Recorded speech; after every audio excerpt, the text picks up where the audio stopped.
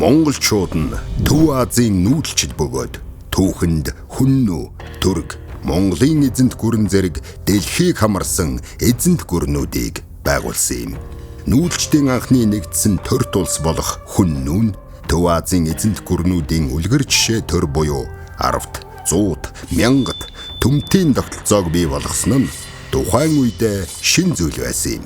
Түргийн үед өрөнд орныг холбосон торгоны замын хөгжил эрчимдснээр олон соёлын солилцоо хийгджээ. Харин Чингис хааны байгуулсан Монголын эзэнт гүрний үед дэлхийг эзэгэнсэн их гүрний дэлхийн шин дэг журам тогтож 200 гаруй жил үргэлжилсэн байна. Дэлхийг зөв чиг рүү чиглүүлсэн гэхэд буруудахгүй Чингис хааны байгуулсан эзэнт гүрэн хүн төрлөختөнд Pax Mongolica хэмээх 200 жилийн инх тайвныг бий болгож, бүх шашныг хүлээн зөвшөөрч, соёлын солилцоог бий болгож, худалдааны аюулгүй байдлыг хангаж, өнөөгийн ертөнцийн түгээмэл зарчмуудыг үндэслэсэн юм. Монгол